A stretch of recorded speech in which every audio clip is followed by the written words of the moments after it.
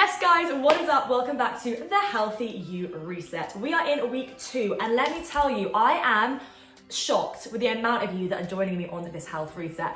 I'm not gonna lie guys, I thought it might just be me, myself and but so many of you have said, I'm in the same boat, I've been feeling rubbish, I've been getting ill, I need a reset. So this is it guys, and there's literally thousands of us doing it together. So thank you for being here and trusting in me with your health journey, because we're doing it together, we're learning together along the way, which is the best way to do it. So hopefully you know the flow of this health reset now. Every single week I will drop a new video here on my YouTube along with daily tips over on my Instagram, and you guys just need to follow along for free and try the little tips and tricks that I'm giving you to support your health. Every week we're focusing on a new aspect of our health, and this week it is stress. Last week it was building the foundations. Hopefully you guys prioritize your sleep, your hydration, and did a little bit of a stress awareness audit. And now we're going to dive deeper into that because it is so important. And if you're like me, constantly stressed, you will know how much it affects you and your health. So let's dive straight in. The first thing to probably do is to speak a little bit slower because as you can tell, I got a lot of energy and that needs to be sometimes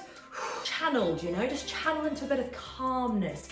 Calmness, not chaos. That should be like tattooed across my forehead. This week is probably going to be the hardest health challenge for me, and I'm sure a lot of you will be the same because we are energetic, life-loving people, but we do need to find some calmness. We all deal with stress in some capacity, and like I said last week, some stress is unavoidable, like paying your bills, having work meetings. You can't avoid that stress. What we're going to learn today is how to manage some of it better, but then also look at the stress that is maybe more avoidable, because stress has a direct impact on our mood, our energy, our hormones. So much of our health is impacted by stress levels. And not all stress is bad, we need stress. Cortisol is released in our body as a hormone, and it is the fight or flight hormone. That means when we need to react quickly to danger, back in the day, we were able to react and respond and then get out of that said danger. But the problem is that when that stress and the cortisol stays elevated for too long, that can cause a lot of negative impacts. And too much cortisol over time, especially for women, can cause a lot of hormonal issues, can impact our mood and our mental health, can affect our digestion, and also impair our blood sugar regulation and weaken our immune system overall. So stress isn't just something that makes us feel bad and overwhelmed and anxious. It's actually something that can directly affect our health if we are not aware of it and are not in control of it. Now, I get a lot of you messaging me on Instagram saying, I've got really bad bloating, really bad skin, I haven't got the motivation to do my workouts, I'm getting fatigued really quickly. And the first thing I say to people is, hey, I'm not a doctor. I can't give you a diagnosis for all these symptoms you're giving me. But what I can do is give you advice based on my experience. The first thing I say is go and get your bloods checked, talk to your doctor.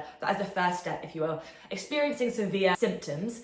But the second thing I say is, when I've been going through my health journey, the biggest thing that caused the most issues for me was stress. Stress was manifesting in the way I was moving, the way I was eating, the way I wasn't resting enough, and it actually caused me to have a lot of hormonal issues that I've had to work hard at over the last few years. So we're gonna go through it today so that hopefully you never get to that stage and you can really start to take control of your stress in a positive way. Last week I asked you to focus on just being aware of what things are causing you stress in your day and in your life. This exercise does is helps you become more present in what things are triggering you in your life and whether you can control them, whether you can change them, or whether you can deal with them a bit better. It's time to break down where stress shows up in our life, and I'm going to break it into 3 different categories. Let's go! Yes, she has got her whiteboard out. I am a visual learner, so hopefully laying it out like this helps you guys too. So we've got stress, the overarching theme we are discussing today. Breaking it down today into 3 different categories: workout, food, and mind. And probably not what you guys expected me to start on, but it's a very important one that I've had to learn the hard way. So when it comes to our fitness, let's start with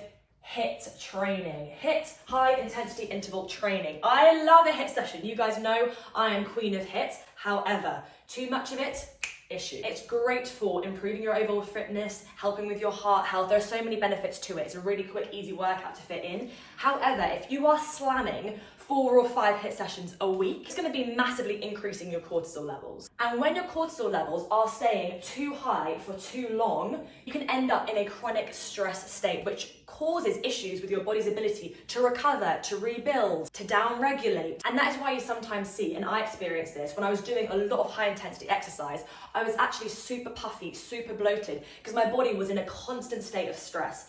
I am not saying don't do HIIT sessions, I'm saying do them, but I'm saying do them in moderation. Flip side of this, you need rest days. You need to make sure you have a balance of intensity and then also recovery in your fitness routine. Rest days are crucial. People think, oh, if I rest, I'm not gonna progress. Opposite. If you don't rest, you will never see progress. In your rest days, that is the time when your body is recovering and rebuilding.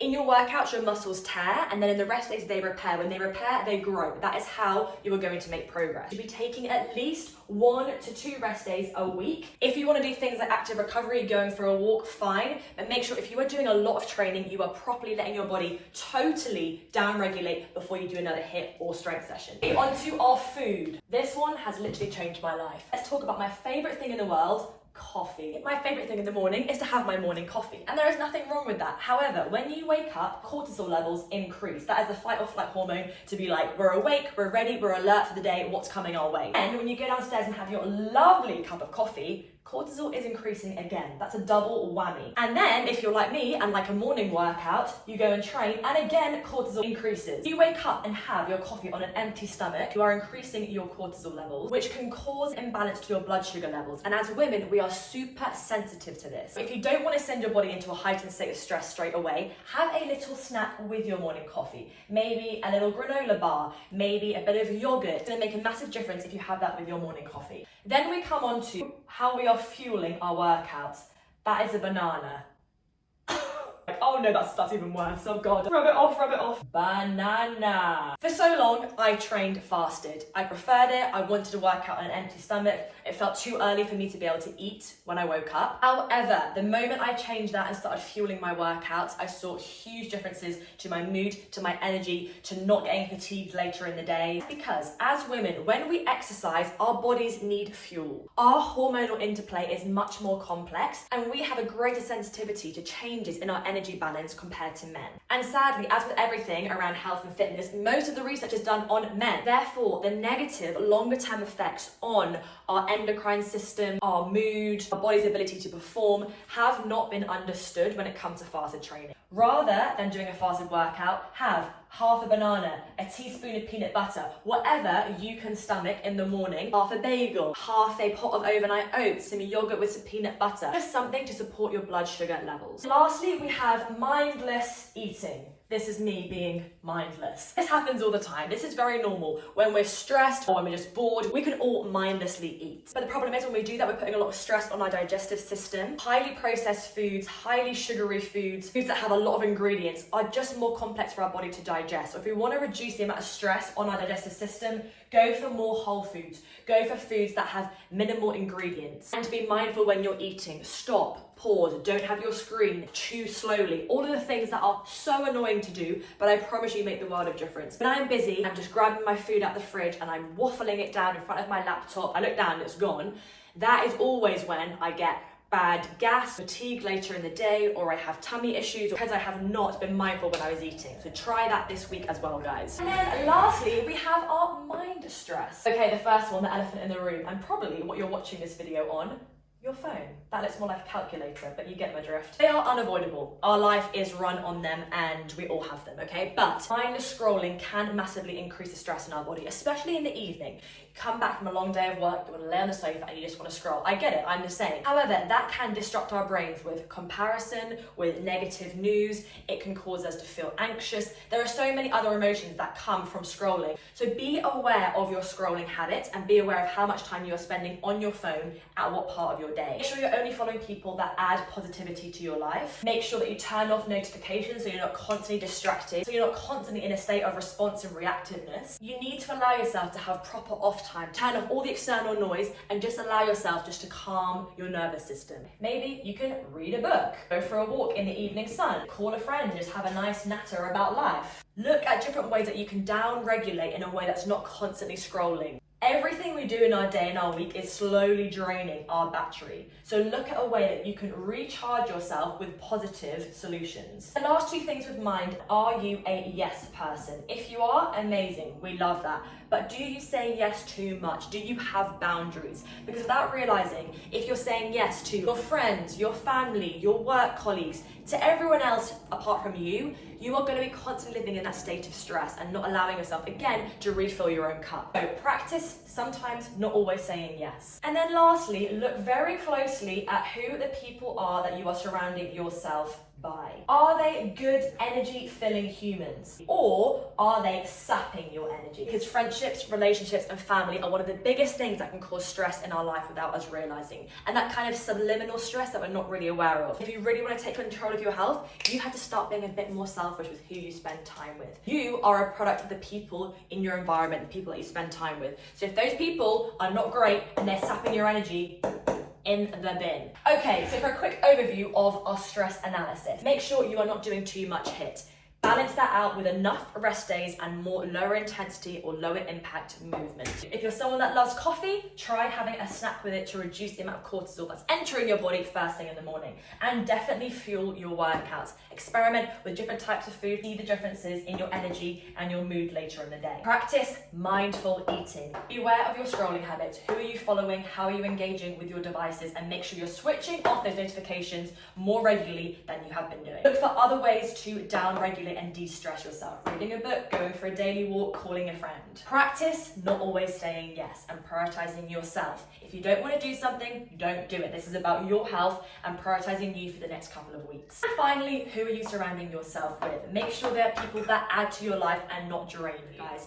There are other stresses that happen in our life too, like relationships, worrying about the future, changing jobs. What I want you to do now is ask yourself this question. Actually, two questions. Number one, will what I'm worrying about matter in 1 month's time? If it will, come up with a plan. If it won't, see you later. You do not need to be worrying about that thing. Number two, can I change it? If you can, figure out a plan. Again, if you can't, let it go. And I know, it's all good and well me being like, just let it go, just don't think about it. I am someone that can't do that. I will go over things again in my head. This has been the best advice I've ever read, and I'm gonna show you how we can do it. Let's go. You guys know Mel Robbins, you know Mel Robbins, and this book has honestly helped me so much. Let them. It's all about the power we give to other people, and if you're like me and someone that massively overthinks your relationships and just your interaction with people, this is game changing. I want to introduce you to the let them, let me theory, really powerful concept on how we can manage stress. The phrase let them means allowing other people to be who they are without trying to change them. I am a chronic fixer. I try and change people, fix them, and actually we can't change people. Whether it's your partner, your boss, your best friend, you cannot control their behavior, their thoughts, their actions, their beliefs. And when we do stress about how someone is acting, we are actually putting that weight of stress onto our own shoulders. And if we let go of this control we're trying to have over other people, we relieve ourselves of that stress. For example, your partner is on their phone a lot during the evening, and you're someone that's got boundaries that says, I want to be off my phone at a certain time. Whereas your partner is always on it and they actually find it more relaxing being on it. Rather than getting stressed every time that happens, that they go onto their phone and letting that change your mood for the whole evening, you think in your mind, let them. Let them scroll. Let them use that as their downtime. Let them be different to how I am. Let me relieve myself of the stress I'm feeling around that. Then the second part is let me. And this is the really powerful part where you can then take control. So you've let them and you've released all that stress you are holding on to because of how that's making you feel. And then let me involves deciding how you want to then action that. Either it's let me not be frustrated by this and take myself out of the room into a different room. Let me voice my concern and tell them how I'm feeling. Let me not put so much weight on this whole thing and actually let them downregulate and understand that I downregulate in a different way. It essentially allowed you to decide what your action is going to be based on not letting it stress you. It's a real simple shift of perspective, but I promise you, if you keep practicing it this week, you should see a real difference. Okay, guys, to finish off, I just want to show you some things that I do that really help me relieve stress. These are some things that might help if you still do experience that stress, which is normal because we're all going to still feel it. We just have to learn how to manage it in ways that work for us. 3 things in my toolbox. Number 1, grounding yourself on the floor. It sounds silly, but hear me out. If I come back from a meeting or back home for the day after work and I'm feeling stressed, the first thing that I will do that really helps is literally lay on the floor. Okay? Flat on the floor, every single part of my body touching the floor, and just breathe. Let myself relax in this position for as long as I want until I feel nice and relaxed again. Busy's there with me. Allowing yourself to be completely grounded on the floor allows your nervous system just to floor and use it as a bit of time to reflect. It can be a really nice activity because sometimes when we come home from work, we're straight into cooking, looking after the kids, going onto our phone, distraction, and we're again not allowing our bodies just to release and reset. Number 2 is breathwork. Breathwork is so powerful, and if you haven't tried it yet, there's loads of YouTube videos, you can give it a go, and there's different types of breathwork. The one that works for me, if I'm laying in bed at night and I'm struggling to sleep because my mind's going into overdrive because I'm probably stressed, I focus on a technique that after a few breaths, I feel super sleepy and it really, really helps me drift off. So I start with an inhale through my nose. When I feel like my lungs are full, I do another breath in, a short, sharp breath, and then exhale out the mouth. So we try it together. So you're basically taking a huge breath in, and when you're laying down, try and push your tummy out rather than raising your ribs. So you're really getting that oxygen deep into your body. And then another sharp inhale to get even more in, because you do have space, more than you think, and then exhale out of the mouth. 10 breaths, and before you know it, it's number 1, concentrating on it, but number 2, it relaxes obviously your body. You're getting a lot of oxygen in. It's really, really good for your nervous system. And a second breath work technique, which is really good, is the box breathing. 4 seconds inhale, 4 seconds hold, 4 seconds exhale, 4 seconds hold. And you imagine you're drawing a box with your breath, so you go